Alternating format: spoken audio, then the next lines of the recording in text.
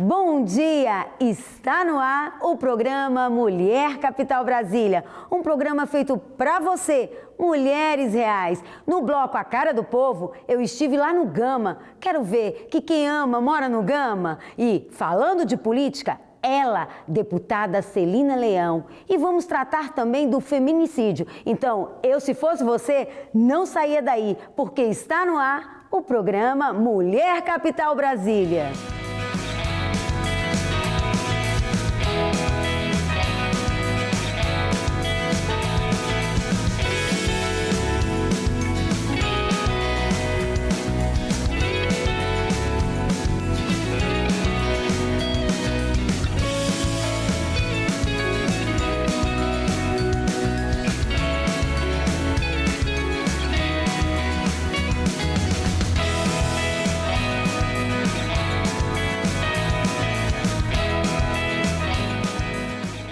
Mulher Capital hoje está aqui com uma referência na segurança pública. Uns conhecem como delegada Jane Clébia, outros delegada das mulheres e outros a delegada do povo. Vamos conversar com ela? Bom dia, doutora. Bom dia, Ana Paula. É um prazer enorme falar com você, com seus ouvintes, passar um pouquinho dessa experiência de delegacia, falar um pouco de política pública para a mulher. Delegada, esse é um papel, assim, quando a gente fala delegada, a referência vem sempre masculino, delegado. Como é que foi essa conquista, estar à frente de uma delegacia? Fruto de muito trabalho. A gente sabe que não só na polícia, mas em todos os espaços, né? A mulher tem que sempre estar se reafirmando para dizer que pode, para dizer que tem condições. E, infelizmente, ainda causa muita estranheza para as pessoas encontrarem uma mulher no cargo de delegada, e especialmente uma mulher negra. Eu tenho uma história que eu acho que exemplifica bem isso. Eu atendi uma senhora, à época em Planaltina, ela foi vítima de violência doméstica. Então, o filho acabou matando o companheiro dela para defendê-la de uma violência. Então, naquele momento, a mulher tinha o marido morto e o filho preso. Eu, como mãe, como esposa, me coloquei no lugar dela e fiquei imaginando o tanto que ela estava sofrendo. Abracei, trouxe para minha sala, saí com ela, coloquei no meu carro, ajudei a resolver problemas para, assim, minimizar um pouquinho daquele sofrimento dela naquele momento. Passou esse tempo e teve a audiência judicial do filho. E aí, na audiência judicial, o juiz, não sei porquê, perguntou para ela: a senhora foi atendida por uma delegada? Aí ela falou: não. Colocaram uma lá para falar comigo, mas não era delegada coisa nenhuma. E aí, em seguida, eu entro na sala de audiência. Aí o juiz já me conhecia, perguntou para ela: quem lhe atendeu? Foi ela? Apontando para mim. Ela olhou assim, falou: foi essa mesmo. Aí o juiz falou: então, ela é a doutora Jane Clébia, a delegada-chefe da delegacia onde você foi atendido. Eu fiquei na sala, ela não disse nada, mas ficou aguardando do lado de fora. Quando eu termino de ser ouvida e eu saio, aí ela estava envergonhada, me pediu 1000 desculpas. Aí eu falei: não tem nada que desculpar. Por quê? E ela falou: não, doutora, como é que eu ia imaginar que você era uma delegada? Não é uma postura normal, né? Porque as atribuições do delegado é só coordenar, né? Em regra é isso. Então ela primeiro estranhou, e essa estranheza é normal, a gente costuma ver, as pessoas ainda não conseguem aceitar uma mulher negra no cargo de delegado, e em regra o delegado é o gestor. Então, delegados são chefes. Ou ele é chefe de delegacia, ou ele é chefe do plantão onde ele atua, e ele fica mais no segundo plano, e na linha de frente fica o agente de polícia. Então, é diferente. Um pouco mais resguardado. Mais resguardado, porque ele é o da caneta. Ele é aquele que decide as questões. Eu sou daquela que visito vítima de violência, converso com ela nas redes sociais. Então, ao máximo que eu posso fazer... Tem até uma história interessante, né, dessas da rede social, né? Tem. Então, eu busco essa aproximação. Para quê? Para que elas se sintam mais seguras. E uma mulher fez exatamente isso. A gente conversava muito pelas redes sociais e ela se sentia: sou amigo da delegada, sou amigo da doutora Jane. E aí, em casa, o companheiro agredia muito ela, era vítima de violência. E num dos momentos de agressão, ela vai e fala: olha, se você me agrediu, eu vou falar com a minha amiga, com a doutora Jane. Aí ele falou: pode vir você, pode vir ela, e me mandou para aquele lugar. Aí ela ficou muito assustada, pegou o celular e falou: ó, doutora, meu marido falou isso e isso de você, mandou isso aí para aquele lugar. Eu falei: é mesmo? Me dá seu endereço. não dá interesse que eu fazer a visitinha para ele. E aí ela ficou empolgadíssima. A delegada veio na minha casa agora. Quando foi 18 alguma coisa, ele chegou do serviço, ela falou, doutora, ele está em casa. Aí nós costumamos usar, nós trabalhamos assim, né? Civil, sem uniforme e tal. Mas nós temos roupa de operação. Então eu peguei 2 policiais, aqueles bem expressivos, bem grandes mesmo. Colocamos a roupa de operação, escrito Polícia Civil, colete. Falei, vamos fazer uma visitinha ali. Aí pegamos a viatura e fomos lá na casa. Chega lá, bati na porta, quem veio abrir a porta? Ele. Na hora que ele me viu, ele já gelou, mudou a fisionomia. Aí eu falei, tudo bem com o senhor queria falar comigo? Não, doutora, pelo amor de Deus, queria falar só que a senhora é uma ótima delegada, todo mundo aqui ama a senhora. Aí a esposa dele, né, ficou super feliz, sorrisão aqui, me chamou, nós entramos, tomamos um café, falei um pouco sobre o que era violência, colocando a delegacia à disposição dos 2 e fui embora. Passados uns dias, ela manda mensagem, doutora, depois que você veio aqui, nunca mais agressão. Não, nem me olha de cara feia mais, porque ele soube que eu realmente sou amigo da delegada. E isso é importante, porque as mulheres às vezes não fazem a denúncia por medo, por vergonha, então eles têm medo até de chegarem numa delegacia, né, doutora? Sim, você tocou num ponto extremamente importante. Nós temos a Polícia Civil do DF, uma das melhores polícias do Brasil. Mas eu creio que as polícias, não só a minha polícia, mas todas as polícias, em geral, ainda precisam se aperfeiçoar para esse atendimento. Porque muitas mulheres, diz a estatística, que elas levam em média 8 anos sofrendo violência antes de buscar a primeira ajuda. Aí você imagina uma situação, ela chega no balcão da delegacia, depois dela pensar milhões de vezes se vai ou se não vai, com medo de apanhar, porque ele fala, se for na delegacia que não voltar, fica pior. E realmente fica, mas ela decide ir à delegacia. Aí imagine, ela está registrando uma ocorrência, e o policial vira para ela e fala assim, é isso mesmo que a senhora quer? A senhora vai prender o pai de seus filhos? Quem vai lhe sustentar? Você consegue imaginar isso? É muito triste. Então, algumas mulheres relatam isso. Então isso é falta desse preparo, desse atendimento que tem que ser acolhedor. Ela tem que dizer o seguinte, nossa, eu devia ter vindo há mais tempo, é aqui que eu vou me encontrar, são essas pessoas que vão me ajudar. Eu preciso dessa atenção, eu preciso dessa segurança e é aqui que eu tenho que achar. Então ele precisa de um local diferenciado, como a lei já prevê. Local diferenciado, fora do balcão da delegacia, mulher atendendo mulher, para realmente ela sentir esse acolhimento e ter coragem de prosseguir, porque se ela chega e a palavra não é acolhedora ou alguém usa uma frase mal colocada, ela vai se sentir segura e vai embora. E isso são relatos de várias mulheres, né? Tem delegado, tem policiais que falam assim, vai para casa, tenta resolver com ele. Não, gente, não, se ela tá ali, gente, é porque ali ela já foi o nível máximo daquela mulher. Então a gente precisa ajudar. Doutora, exatamente. Mas sempre foi assim? Sempre foi assim, essa mulher para frente, autoestima, forte, porque a delegada Jane Kleber é uma mulher forte, ela passa uma mulher decidida. Sempre foi assim? Eu costumo dizer que eu me forjei como professora. Eu fui auxiliar de enfermagem e fui professora por menos 10 anos da minha vida. Então, eu sempre acreditei muito nessa coisa de comunidade, de o servidor público estar efetivamente, sem demagogia, à disposição do público. Assim você consegue conquistar a confiança e melhorar o seu trabalho. Então, desde o princípio, como delegada, eu sempre tentei ser diferente. E eu aprendi isso como professora, de verdade. Eu sou a delegada professora. Eu costumo dizer isso. Então, essa aproximação que tem tudo a ver com a polícia comunitária. Então, é a polícia que está colocada no bairro, é a polícia que se aproxima, é a polícia que as pessoas conhecem, está próxima, que as pessoas têm um telefone, que elas podem acessar a hora que elas quiserem. Isso melhora a imagem da polícia, melhora a confiança das pessoas na resolução dos crimes e faz com que elas te ajudem. E eu sempre fui de aproveitar a oportunidade. Eu tive isso comigo. Então, eu passei pela enfermagem, depois professora. Achei que podia... e olha que professor, eu acho que é a profissão das profissões, porque é que forma todas as outras. Mas à época era desvalorizado, como é ainda hoje, infelizmente. E eu queria mudar, queria sair, deixar de ser professora. E na época surgiu um outro concurso e eu venho para a polícia.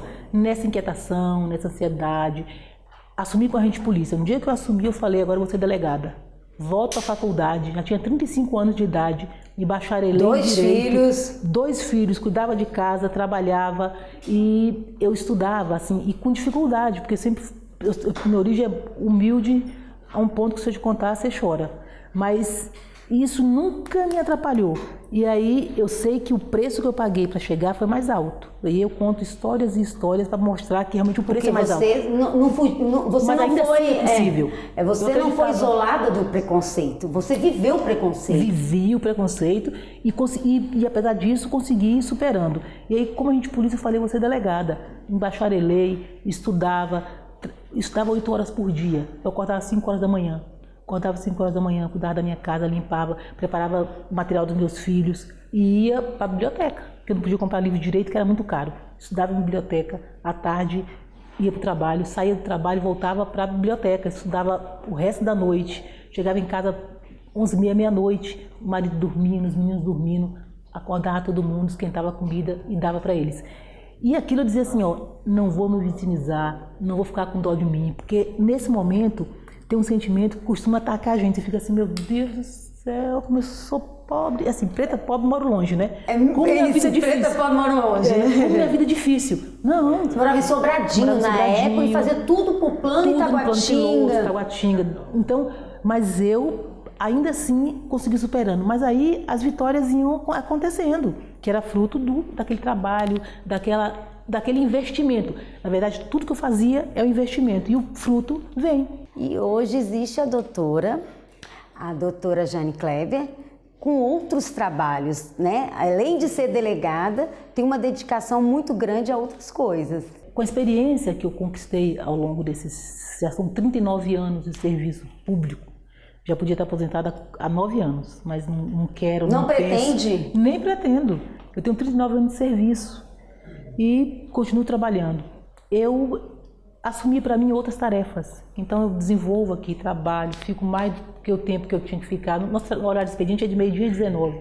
Às vezes eu chego 8, porque tem uma entrevista para dar, porque tem um caso para ver, fico até 19, não olho o relógio, 20, 22 horas. Já tive um momento do policial chegar e falar assim, doutora, vamos para casa, me pegar, botar na viatura, aliás, no meu carro e falar, vai embora. Fica assim 14 horas na delegacia, mas fico sem olhar relógio, nem relógio eu carrego. Não estou preocupada. Então não é presa ao tempo, né? Não, gosto de trabalhar, gosto de ser útil. Não tem coisa que é mais gratificante do que você ajudar o outro a partir do seu trabalho. E a família? São 14 pessoas da segurança. Essa família é segura. Verdade. Nós somos todos filhos de baianos que vieram para cá no começo da Constituição de Brasília. Então, nossas famílias passaram muita dificuldade no início, mas conseguiram se estabelecer e todo mundo foi entrando ali para o serviço público.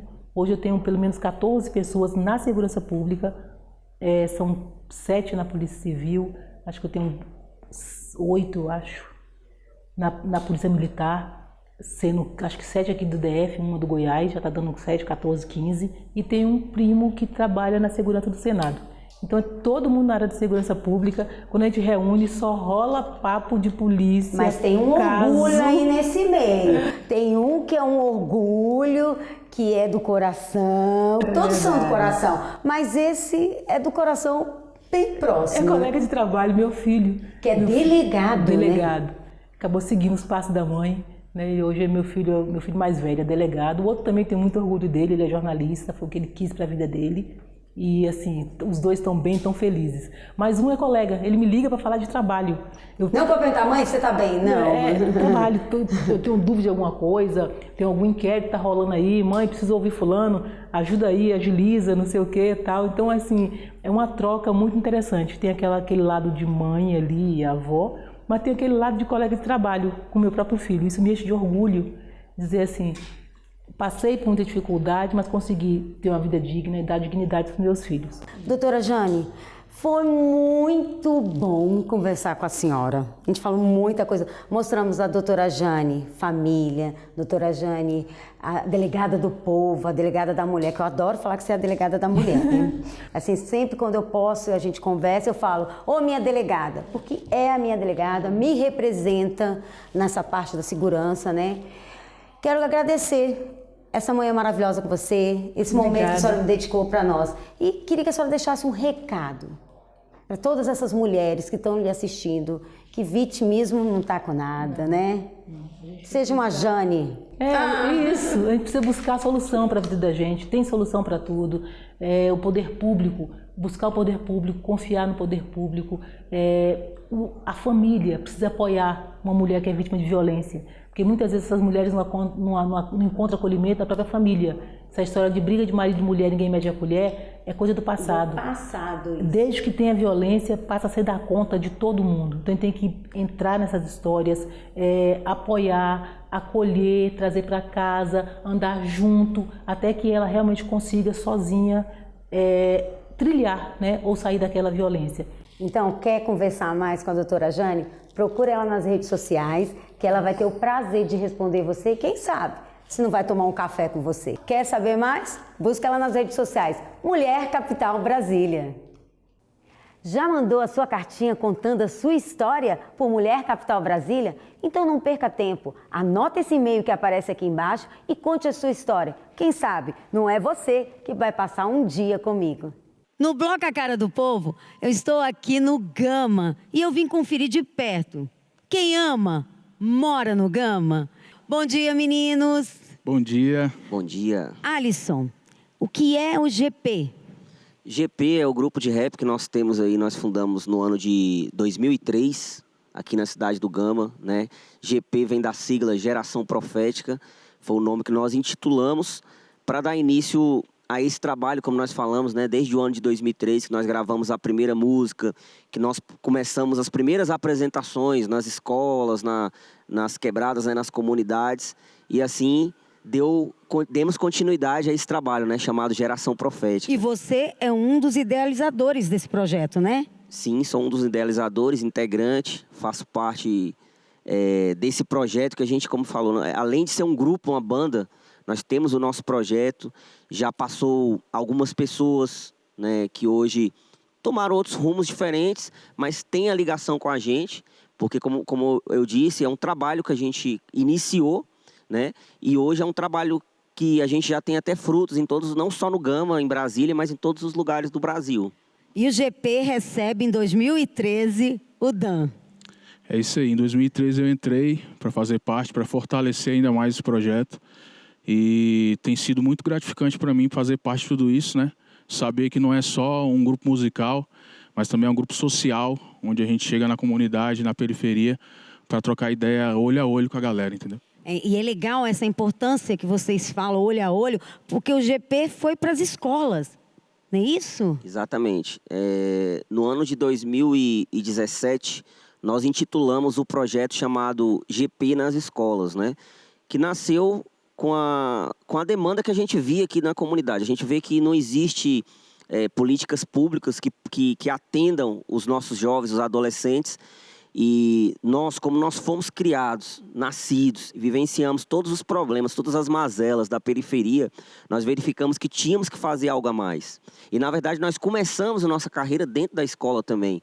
Então, assim, foi a oportunidade da gente poder aproximar não só dos adolescentes, das crianças, né? E poder trocar uma ideia de uma forma diferente, poder buscar fazer uma formação ali de caráter, que eles entendam a realidade, que eles podem vencer as situações adversas que eles convivem, né? E isso através da música. E foi criado aí em 2017 esse GP em Ação, que nós tivemos aí já em várias escolas de Brasília.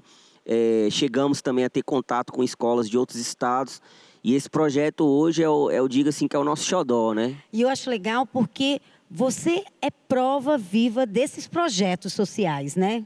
Com certeza, né? Eu costumo dizer que não era nem para eu estar vivo.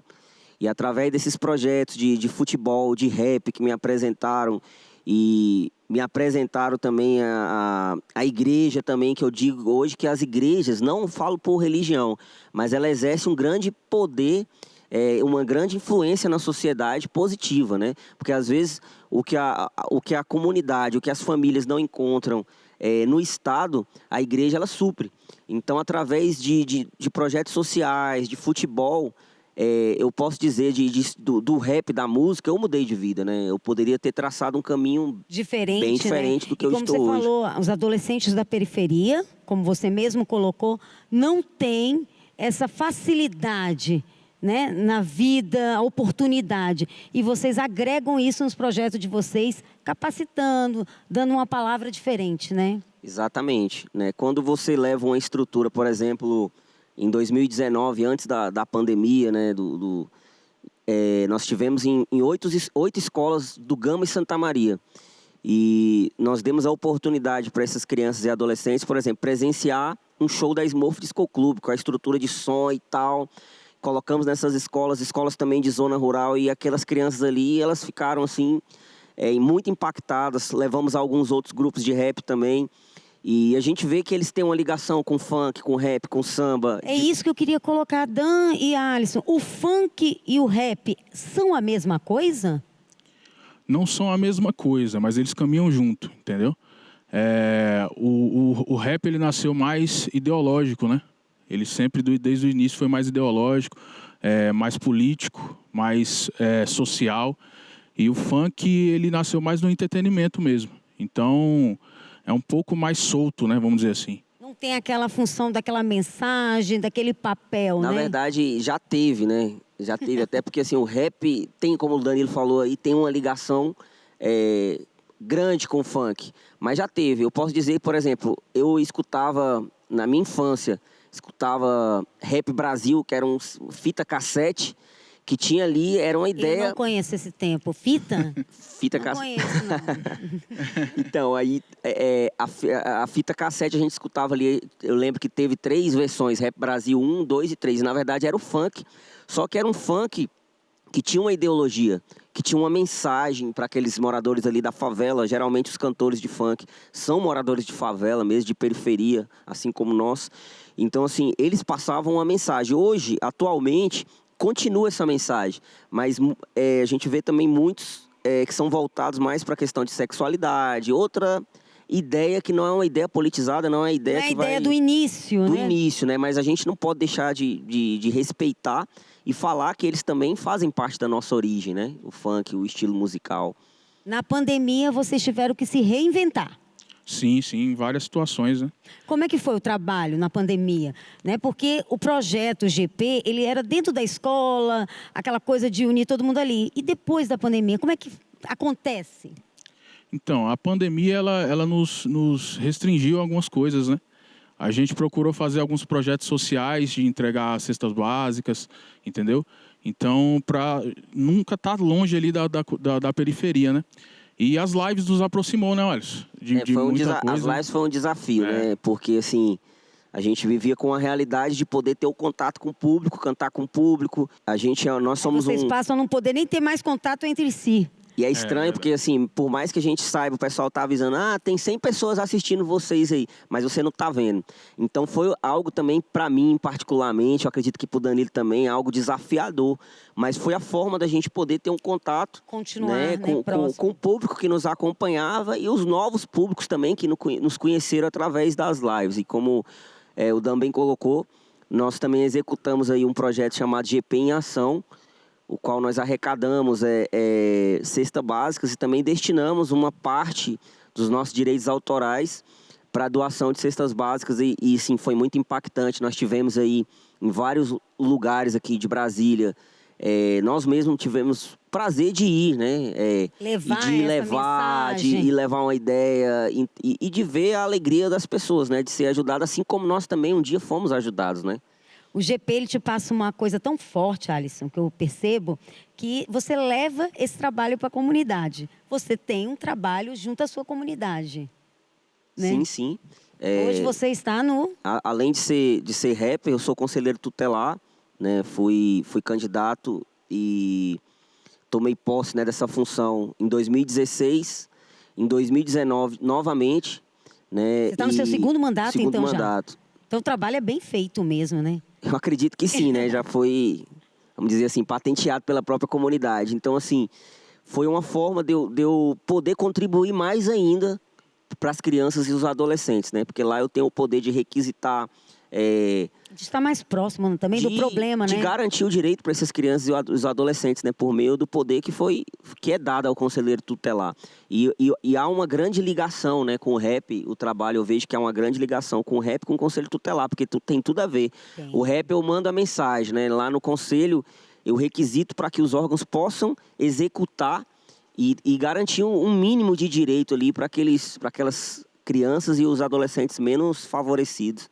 E vocês estão sentindo falta desse calor humano, então, né? De vocês estarem num palco, porque eu sei que em agosto tem novidade aí, né? Agosto tem alguma coisa acontecendo, né, Dan? Agora em agosto a gente vai estar apresentando aí nosso... Já foi lançado, na verdade, já está nas plataformas digitais, disponível para todo mundo escutar o nosso novo álbum. E em agosto a gente vai estar fazendo um lançamento ao vivo aí para a galera. Vai ser bem legal. O Dan estava na emoção do primeiro, era CD, né? O primeiro CD, o Dan estava na emoção do primeiro CD? Ele sempre teve, né? Porque mesmo na época que ele não participava, não atuava como cantor, ele sempre trabalhou com a gente na produção. Então, no primeiro CD ele estava participando, no segundo, a partir do terceiro ele já participou como sendo integrante, né? E já... Posteriormente, ele já fez vários shows com a gente, fomos em outros estados, por exemplo, um lugar marcante que nós fomos foi no Pará, né, no norte. Longe, né? Longe. Muito longe, é um lugar que a gente só poderia entrar ou de avião ou é de balsa que chama, né? De balsa. De balsa. E tivemos também um contato com uma comunidade ali muito da hora ali. Mas qual é a emoção de ver tua fotozinha, tudo bonitinho, música de quem? Qual é, Alisson? Assim, é uma emoção assim que não dá nem para descrever, né? É muito bom, mas assim, o melhor não é só o fato de ter a sua foto, de ter a sua música hoje espalhada. Por exemplo, qualquer pessoa do mundo hoje tem acesso à nossa música. Mas o melhor é o que a gente recebe por meio das redes sociais, os testemunhos, né? Atualmente a gente recebeu mesmo de um rapaz que ele ficou um tempo no regime fechado, cumpriu pena, e ele escutou as nossas músicas dentro da prisão. E ele falou que mudou de vida com as nossas músicas e tal. Então a gente recebe direto isso. A gente começou até a printar e guardar como recordação. Porque isso, na verdade, é o maior combustível que nós temos para continuar. Isso aí é a nossa recompensa, né? Exatamente. Né, Dan? É uma recompensa. A gente veio para servir. Justamente. Né? A gente saber que está chegando, né? O problema é que as pessoas só querem ser servidos. No dia que a comunidade, que a sociedade entender que nós viemos para servir, a coisa vai ser melhor, não vai? Com certeza, né? Aí a gente começa a verificar que a gente tem um impacto bem mais importante e que nós podemos ser mais úteis, né? Porque quando a gente serve, não é só a questão de estar doando tempo, doando recurso, a gente está também desenvolvendo como pessoa, né? A gente vê a situação dos outros, que é uma situação difícil nessa pandemia, né? São mais de um ano, né, que a gente está vivenciando isso. E a gente pode dizer que a gente está participando na linha de frente, né? Porque nós não paramos também com os projetos. Atualmente a gente também nós estamos fazendo arrecadação de agasalhos, de muito legal cobertores. Nesse momento, né? Um momento delicado, de muito frio. Muito delicado, um frio que há muito tempo a gente não presenciava. Eu que sou nascido aqui no Gama, e digo que há muito tempo que não tem um frio desse, né? Então, assim, a gente pensou, a questão econômica do país não é boa, né? A questão financeira das famílias, principalmente de periferia, né? Que não tem, às vezes, um alimento e também não vai ter condições de comprar um cobertor, um agasalho. Então, nós fizemos... Ou come ou compra um agasalho. Aí você tem que escolher, né? Com certeza. E sempre tem alguém... Eu acredito, assim, que nós sempre temos algo que podemos oferecer para as pessoas. Sempre temos, né? Um agasalho que a gente tem que não usa mais, às vezes é um alimento que você agora não está usando. Agora a gente tem que explicar, não é aquilo que não é... o resto não é o resto. Isso. Aquilo que ainda muito pode ser reutilizado, isso, né? Isso, muito importante. Dan, um ponto marcante do GP na sua vida? O ponto marcante do GP foi bem na minha entrada mesmo. Eu acho que marcou muito porque eu tinha desistido da música, né? Tinha desistido de mexer com música, de estar fazendo esse trabalho. E aquele momento que eu já estava desacreditado disso aí, apareceu esse convite do Alisson. Eu sempre tive junto do Geração Profética, mas nunca... À frente. Nunca à frente e nunca me dispus a estar à frente também. Nunca pedi, nunca... Entendeu? Então foi bem natural, né? que eu fui convidado e eu fiquei muito feliz, né? Então, para mim, marcou muito essa entrada e amadurecimento na música também, amadurecimento em tudo, né? Um ponto marcante do GP na vida do Alisson.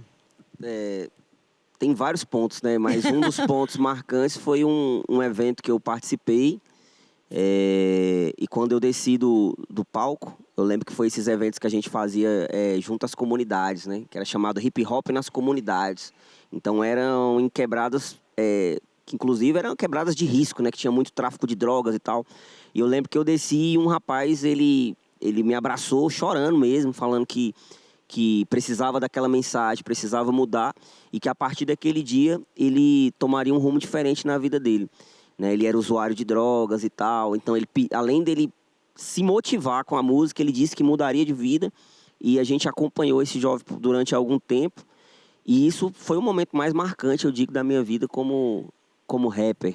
Gente, e é legal porque são coisas marcantes, né? Que ficam pontuando a história, né, do grupo, conquista, né, as pessoas, porque vocês são pessoas normais, que têm uma vida normal, amam o Gama, né, Com por isso são a certeza. cara. Eu quero saber, você torce pro Gama? Ah, claro. Você torce pro Quem mora no Gama tem que torcer Torcedor pro do Gama Gama. desde criança. E isso é a raiz do Gama, por isso vocês são a cara do povo, né?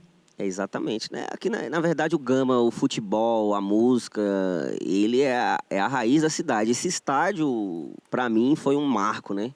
Quando foi construído aí o estádio, que a gente não tinha essa estrutura toda. E para quem mora no Gama, eu acho que uma das maiores diversões do gamense é poder ir ao estádio e assistir o jogo do Gama, né? É isso aí. A maior torcida do Gama, de Brasília, sem dúvida. É a do né? Gama? É a do Gama e chega a ser maior do que várias outras torcidas aí de time grandes, né? De outros times grandes, porque o Gama é grande. Uma qualidade do Gama. Qualidade do Gama, acho que o Gama é como se fosse uma cidade do interior dentro de Brasília. É separado, parece, entendeu? Eu acho que o Gama tem muita... Como é que eu posso dizer? Identidade. Quem mora no Gama tem identidade, é isso. Uma dificuldade do Gama. Uma dificuldade é saúde pública, né? Uma dificuldade que nós temos aí durante anos, principalmente quando se fala de criança. Nós não temos uma pediatria no Gama, né? E isso é algo que a gente, inclusive, até acaba que se envolve, né? Tentando lutar para que os direitos dessas crianças sejam garantidos.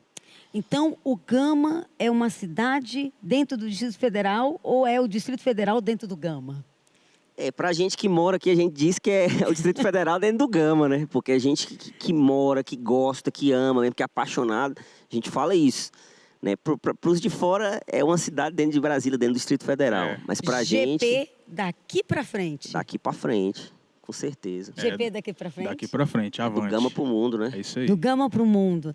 Então, o que falar para esses jovens que estão em casa, esses jovens que querem estar junto de vocês, que recebem a mensagem de vocês quando escutam aquela música? O que falar para eles, Alisson? Eu digo para vocês, jovens, adolescentes, crianças que estão nos assistindo, que de fato parece clichê, mas vocês são o nosso futuro, né? E que vocês podem alcançar tudo que vocês desejarem, desde que vocês corram atrás, se empenham e tenham foco, né? O estudo ele é importante, Deus acima de tudo. Não aceitar as caixinhas, as imposições. Com certeza. Vocês são capazes de muito mais e além, né? Você foi capaz de muito mais, Alisson? Eu acredito que sim, né? Ainda tenho muito a conquistar, mas graças a Deus, meu histórico de vida já prova que um morador, uma criança, um adolescente de periferia, ele pode vencer, né? Eu fui estudar depois de ter driblado, vamos dizer assim, a criminalidade, ter driblado o tráfico de drogas, de não ter entrado no mundo do crime, ter escolhido o caminho do esporte, da música. Então, eu sou uma vitória e um exemplo, não para minha exaltação, para dizer que eu sou bom, para mostrar que eles também são capazes, né? E aqui nós temos outros, como o Danilo, como o pessoal que trabalha com a gente na nossa produção, e vários outros jovens aí que a gente tem o contato e a alegria de saber que são pessoas que hoje vencem, que hoje fazem são universitários, que estudam, que têm um objetivo de vida, né? De ser transformador, de servir, de ajudar alguém. Servir. Gosto muito quando a gente coloca em primeiro lugar servir. depois a gente recebe, né? A graça vem. Danilo, e você? Qual é a mensagem que você deixa para aquele jovem que está lá do outro lado e que quer estar ao mesmo tempo aqui com vocês?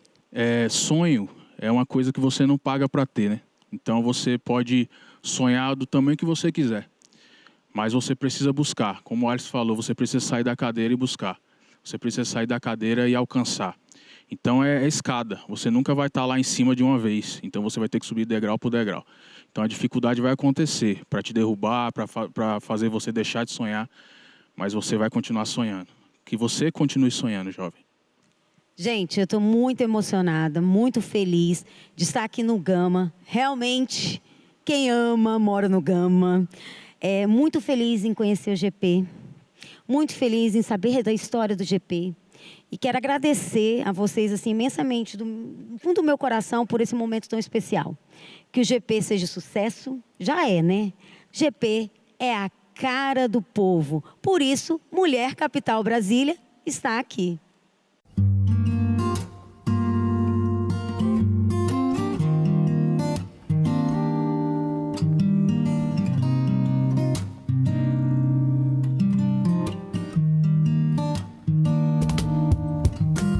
Levanto os olhos pro céu, de onde vem o meu socorro. Ouço, cê vai vencer e os limites vai romper. Pra cada passo incerto, tipo um trem fora do trilho. Me vi confuso, qual caminho que eu sigo? Já tive crise de ansiedade. Cê sabe, quando o pensamento ruim invade. Sem dor, sem ganho, vou pra luta e apanho, mas me levanto. Dessa vez eu não me canso. Levanta a cabeça, ó, soldado. Não vai ficar assim, desacreditado. Um passo à frente, olhe pro alvo. Você é mais que vencedor. Deixa eu mudar sua vida. Deixa eu mudar sua história. Você é mais que vencedor. Deixa eu mudar sua vida. Deixa eu mudar sua história. Você é mais que vencedor. Como almejar a meta para alcançar, se às vezes nem tenho forças pra lutar? Me encontrei cabisbaixo com muita frustração, vontade de desistir devido ao medo de decepção. Não deixe que o passado interfira o seu presente. Desapega disso tudo, é tempo de seguir em frente. Me fortaleci novamente. A maior guerra é a batalha que enfrento todos os dias na mente. Deixa eu mudar sua vida. Deixa eu mudar sua história. Você é mais que vencedor. Oh, deixa eu mudar sua vida. Deixa eu mudar sua história. Você é mais que vencedor. Você é maior do que as circunstâncias. Erga a cabeça e tenha esperança. Você nasceu pra vencer. Você nasceu pra vencer. Levante a cabeça, ó soldado. Supere seus limites, olhe para o alto. Você nasceu pra romper. Você nasceu pra romper. Deixa eu mudar sua vida. Deixa eu mudar sua história. Você é mais que vencedor. Deixa eu mudar sua vida. Deixa eu mudar sua história. Você é mais que vencedor.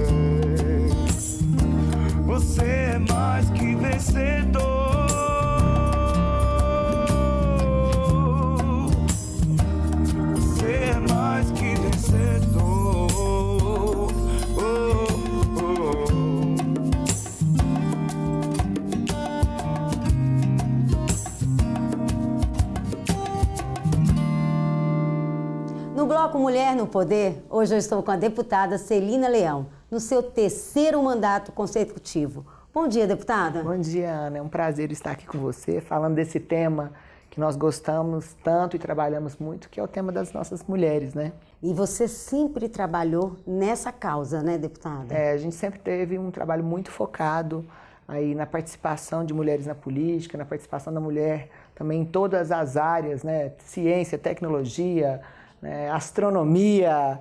Eu acho que a mulher ela tem que estar onde que ela quiser estar. Então essa é a nossa luta, porque a gente ainda vive um país muito machista, patrimonialista, patriarcal, com muito preconceito. E o fruto disso é o número de violência que a gente vê todos os dias aí, né? E as vítimas são as mulheres. Lá na Câmara Distrital, você fazia um trabalho com as mulheres já. Você já era da Procuradoria da Mulher. Aqui você é a coordenadora da Secretaria da Mulher. Como é que é isso? Liderar todas essas deputadas. É uma honra para mim, né? Porque nós estamos com um Brasil bem polarizado, com mulheres de extrema direita e de extrema esquerda, mas o bem bacana em tudo isso é que todas elas têm muita coisa para contribuir. Né? O objetivo é a mulher. O objetivo é único e muitas vezes elas deixam, né, as ideologias e a gente foca no trabalho aí para as mulheres. Mas é uma responsabilidade enorme, né, falar dessa pauta de mulheres no Brasil. Eu falava num parlamento local e hoje ter essa responsabilidade me enche de orgulho, mas também de preocupação, né, porque nós ainda temos índices aí no Brasil que ainda não temos o que comemorar, né, aí no quesito de violência, né? Então é muita responsabilidade também. E qual é o projeto atual que está sendo votado agora, que é um trabalho intenso seu nesse momento, né? O que acontece? Primeiro eu quero agradecer aqui o nosso presidente da Câmara, o nosso líder e presidente Arthur Lira. Ele teve um trabalho muito forte de mulheres na sua eleição. É isso que eu ia falar, queria até que você colocasse. Ele tem um ponto diferenciado, ele dá a voz à mulher, né? Você sabe o que eu acho fantástico nisso? Ele nos olha de igual para igual. Ele não tem preconceito, ele acha que eu tenho a mesma capacidade do que qualquer outro homem. Isso que é equidade. Isso nós temos, né? Entendeu? Nós então, temos. Assim, mas esse preconceito a gente sofre todos os dias, né? Das pessoas acharem que a mulher não tem condição de participar em alguns lugares dentro de um núcleo de poder.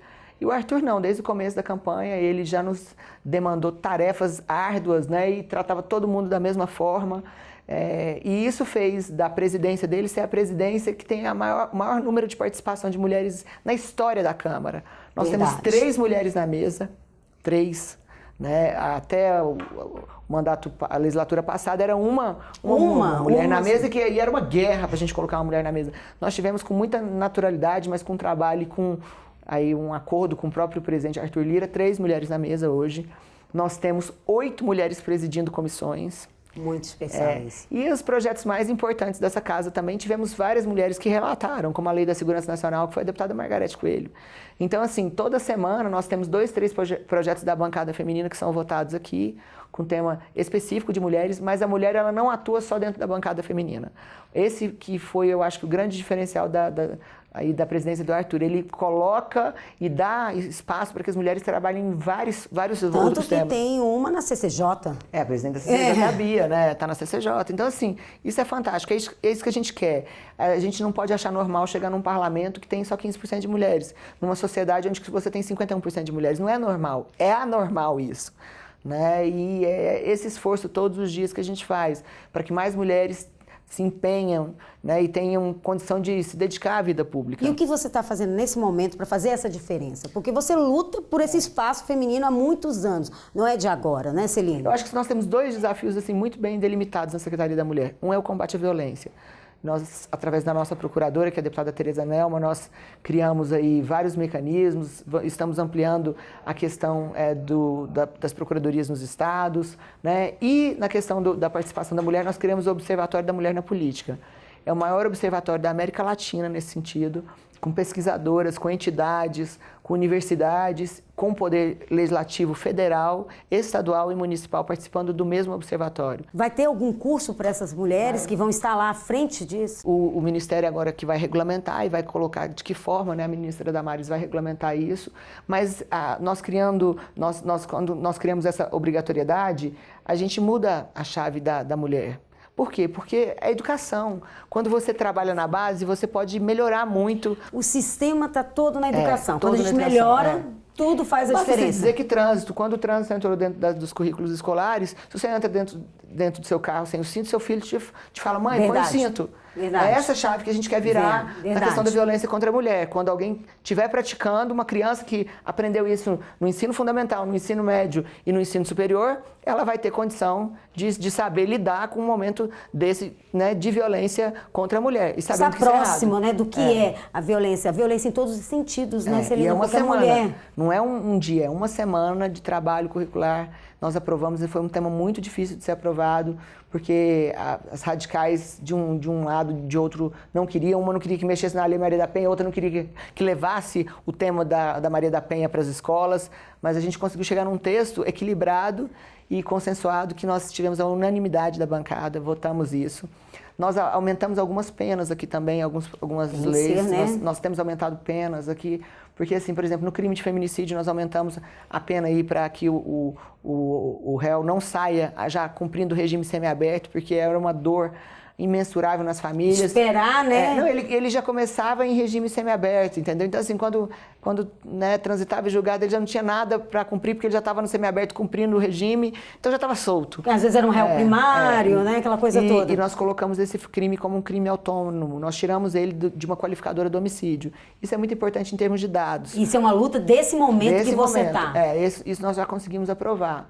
Então, assim, nessa luta contra a violência, no combate à violência, seja na prevenção, como projetos, né, que eu te dei o exemplo desse da curricular, né, da grade curricular, ou esse de aumento de pena.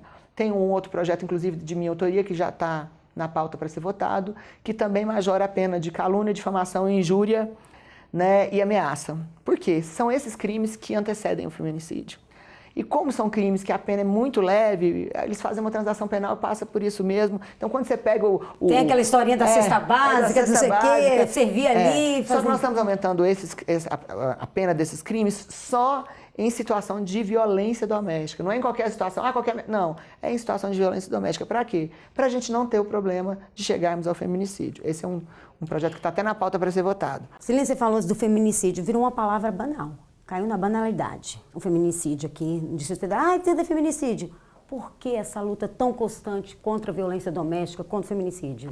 Simples. Porque mulher não para de morrer pelo simples fato de ser mulher. Os maridos não param de assassinar mulheres. O dia que isso parar, nós vamos parar de falar de feminicídio. O tema vai sair das páginas de jornal, vai sair das páginas de revistas, vai sair dos telejornais. É tão falado porque acontece muito. Não vamos longe, nós estamos falando aqui para o Distrito Federal. Há 2 semanas atrás, nós tivemos 2 homicídios numa mesma cidade. Sábado, Sobradinho. nós tivemos um. Mas assim, onde que a comunidade de Sobradinho ficou chocada. Um dos crimes, o marido chegou com a mochila da criança, e a mulher abriu a porta para ele arranca a arma e deu 5 tiros na cara da esposa, da ex-mulher, porque simplesmente não aceitava a separação, o término, né? Então, assim, quando a gente trabalha com esse tema, a gente não trabalha só com o momento do feminicídio. Tem uma matéria que saiu num veículo aqui de Brasília que fala sobre os órfãos do feminicídio, porque a mãe morreu, o pai desequilibrou, às vezes sumiu, às vezes não vai preso. Então, nós temos a família que ficou. Entendeu? E aí? Quem vai cuidar? O Estado, por mais que ele dê uma atenção especial, família é algo que é familiar, né? Que você não tem como delegar o poder familiar ao Estado. O Estado faz o poder de guarda da família, ele tem o dever de guardar as crianças, de dar condição. Mas quando entra nesse tema do feminicídio, da família, é bem complicado. Então, quando você vem na defesa da mulher, você defende também a base familiar. Ah, com certeza, com certeza. Nós defendemos a família como um todo. Até o próprio homem que está... Ele também tem os direitos dele, né? Não é isso. Até o próprio homem, porque muitas vezes chegou numa situação de violência porque nunca discutiu sobre esse tema. Né? Nunca teve um apoio, talvez, assim, de falar sobre isso de uma forma tão aberta como a gente está proporcionando nas escolas agora, de entender que mulher não é propriedade de ninguém, porque ele recebe uma carga tão machista de achar que aquela mulher é propriedade dele, que ele acha que ele pode tirar a vida dela a qualquer momento. Não, ela é minha. Aonde que ele aprendeu que ela é Posse, minha? né? É a sociedade machista, patrimonialista, patriarcal. Machismo então, assim, patriarcal, né, que ainda governa Então, esse assim, mundo. o problema, a Lei Maria da Penha, muita gente acha que ela é muito punitiva, mas ela, em mais de 80% da lei, ela é preventiva. Ela fala de acompanhamento psicológico, de acompanhamento psiquiátrico, ela fala disso. Entendeu? A dificuldade que eu acho que o Estado tem é da execução dessas políticas, que ainda é muito complicado você entrar num seio familiar para ajudar a equilibrar uma situação de violência. São mecanismos ainda difíceis assim, de ser acompanhado pelo nosso judiciário. Essa é a questão da violência. E você falou sobre outro tema da participação de mulher na política. Nós criamos um observatório aqui, que chama Observatório da Mulher na Política, justamente para entender por que tão poucas mulheres querem participar na política, por que nós temos uma bancada tão pequena, tão reduzida ainda. Parece assim que a mulher não serve para falar de política? Você me responde isso? Eu acho que a mulher serve para falar de tudo, né? Principalmente, eu brinco aqui que as mulheres aqui, elas demandam mais do que os homens, porque Com certeza. Aí tem uma pesquisa sobre isso, que as mulheres são mais produtivas aqui na Câmara Federal, então a mulher pode fazer exatamente o que ela quiser, né? Então, eu preciso dar oportunidade. Se você falar assim, você gostaria de ser deputada? Muitas mulheres gostariam, mas elas não sabem nem por onde começar. Meu Deus, deputada, eu, com 3 filhos, marido, como é que eu vou fazer isso? Que a gente dá conta, né? Claro, todas nós damos conta de qualquer missão, porque eu sempre falo que nós, na pandemia, também nós tivemos acesso a uma pesquisa, que a mulher, de cada 5 mulheres, uma sofreu algum tipo de violência na pandemia. Então, assim, é um índice muito triste. Por quê? Porque a mulher ficou dentro de casa, ela acumulou o serviço das crianças, da casa, da família, com o teletrabalho, com tudo. Isso, né, trouxe essa situação de violência e aumento também de violência doméstica. Então, assim, todo o esforço é necessário para a gente tentar fazer com que a mulher participe da política. E o observatório é para isso, para a gente capacitar mulheres, para a gente entender por que esse mecanismo, por que os partidos reclamam. Porque eles não têm mulher... Eles não preparam, né? As mulheres mas não é isso. É preparam. difícil até a mulher querer participar da política. Entendeu? Então, assim, o partido começa a fazer as discussões, mas na hora de ser candidata, ela pesa muitas coisas. Então, assim, eu não precisei de cota, eu cheguei aqui pelo meu trabalho, mas tem muitas outras que, se tivesse uma oportunidade, teriam chegado e talvez fariam um trabalho melhor do que o meu. Então, a cota não é para falar assim que eu sou menor ou que eu sou pior. A cota é para garantir um parlamento... Que a gente tem uma presença feminina. Tem uma presença feminina. Quando a gente fala em Distritão é um projeto que nós vamos ter os deputados mais votados. Como a gente não falar em cotas? Porque você já imaginou um parlamento com 95% de homens nesse parlamento? Era mas assim. O regime, se ele for mudado, ele tem que ser pensado em um percentual de cadeiras efetivas para as mulheres. Porque não é normal você olhar um parlamento onde que tenha mais da metade de homens, hoje nós temos 15% de mulheres, né, de 85% de homens. Não é normal. Não o é. normal numa sociedade é você ter homens e mulheres. Nós somos, inclusive... né, um número maior, nós somos 51% da população. E por que as mulheres não chegam no poder? Desigual, né? Uma coisa desigual, sim. Por isso que eu falo, não é a cota no sentido de inferioridade. É na cota no sentido de oportunidade. De ter que ter a presença feminina. Porque outra senão coisa, acaba que Ana o homem Paula, domina mais ainda, né? Não é isso, porque para você pensar assim, uma sociedade natural, ela tem homens e mulheres em equilíbrio. Com certeza. Né? Então, por que na política não pode ser assim? Por que nos concursos públicos hoje nós já temos equilíbrio de homens e mulheres? Porque é meritocracia. Só que na política não adianta eu ser bom. Eu preciso de outros mecanismos de projeção, que são os partidos, que ainda são compostos, na sua maioria, por homens. Entendeu? Então, assim, você precisa, sim, de um mecanismo. Você sabe o que eu vou ficar muito feliz se a gente conseguir criar um número de cadeiras efetivas, mas chegar na campanha e nem ter sido usado, essas mulheres terem chegado aqui sem precisar, mas ter garantido no texto que elas teriam a garantia delas estarem ali. Entendi. Porque, assim, é muito machista quando o homem fala assim, vocês querem chegar no parlamento sem voto? Ninguém quer chegar aqui sem voto. Ninguém quer chegar aqui sem voto. Mas eles têm a capacidade de falar isso ainda? A discussão aqui é pesada, é muito pesada, entendeu? Nenhuma mulher quer chegar aqui sem voto. É verdade. Entendeu? Nós só queremos chegar aqui. Quer que seja justo, né? Que seja justo. E outra coisa, dá uma primeira oportunidade de um mandato para uma mulher, para você ver se ela não renova, se ela não vai atrás, se ela não trabalha de manhã, de tarde, de noite. Então é isso, né? A gente sabe que domina. Celina, eu falei da Celina política, Celina da Câmara Distrital, agora da Câmara Federal. Você tocou no assunto. Nossa ministra Damares, como é que é essa atuação você e ela? Não, nossa, de muito respeito. A Damares, todas as pautas, desde quando eu cheguei aqui na Câmara, ela sempre me atendeu com muito respeito, com muito carinho. E nessas pautas das mulheres, sempre quando eu delego ou peço alguma coisa, com muita atenção. Então, tem uma boa relação com o Ministério. Muito bom isso, né? Isso faz um trabalho ser eficiente, Esses dias né? atrás nós tivemos uma prefeita que estava ameaçada de morte, uma prefeita negra, no estado, né, da Bahia, e ela colocou uma comitiva, foi com a gente na comitiva, nós fomos lá, a prefeita já tinha perdido 2 assessores assassinados. Gente, que então, triste. assim, a gente pensa que a violência está longe, a violência não só contra mulheres, mas essa é uma violência política, né? De que a mulher. Porque a mulher está no poder, tem que sair. Uma professora muito correta, muito honesta, chegou fazendo um limpa na prefeitura, limpando tudo, e aí incomodou muita gente. Incomodou, né? Celina política, já conheço, você conhece, agora eu vou conhecer um pouquinho da Celina família. Como é que é a Celina família? Eu acho que eu não sou diferente de uma família, né? Toda família tem as suas alegrias, as suas tristezas, né? Mas família para mim é no momento que eu me encontro na minha família, com meus filhos, com meu marido. Eu tive a honra de casar com pessoas que gostam das mesmas coisas que eu, que é atleta igual eu, meu marido gosta. O que eu mais gosto nas minhas horas livres é de estar com meus filhos e com a minha família. Até tua menina tá jogando futebol ela agora, tá jogando, né? tá jogando. Vou jogar com ela porque você não joga mais não. Tá jogando. Mas ela ainda respeita a mãe dela ainda, sabe?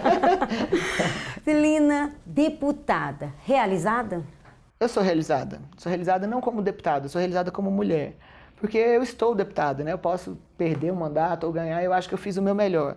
Eu aprendi algo na minha vida que você nunca vai conseguir fazer tudo de forma permanente, mas o tempo que você é mãe, você tem que ser 100% mãe.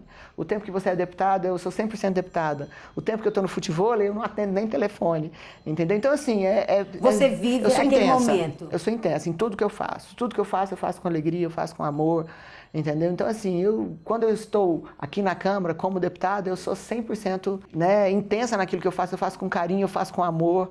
E eu acho que é isso que me dá a realização, entendeu? E eu acho que é por isso que meus filhos, assim, por mais que eu trabalhe e tudo, eles falam, não, minha mãe é maravilhosa, minha mãe tá junto, minha mãe tá presente. Celina, qual a mensagem que você deixa para essas mulheres que estão do outro lado, esperando assim, eu sou capaz, eu posso ser, eu quero ser. Como é que faz, Celina? É o seguinte, nós temos 2 tipos de mulheres. Uma que é capaz e a outra que ainda não descobriu que é capaz. Todas elas são capazes, entendeu? Então, assim, é essa mensagem que eu deixo para as mulheres, que elas podem participar da vida pública, seja participando de partidos políticos ou de temas que, né, são pertinentes ao dia a dia, de entidades de classe, né, de engajamento, seja em qualquer área, porque a política não é só ser deputado. A política é a arte, realmente, de você estar engajada em temas específicos. Então, assim, a mulher ela é muito especial, né? A gente tem que aprender a olhar a mulher com um pouco mais de amor, de carinho, sem julgamento, né? De julgar a colega e de falar mal da vida de outra mulher, ou de nem saber o que ela passou, assim, de ter um pouquinho mais de carinho pela outra. Nossa, o que será que essa mulher passou para chegar onde que ela chegou?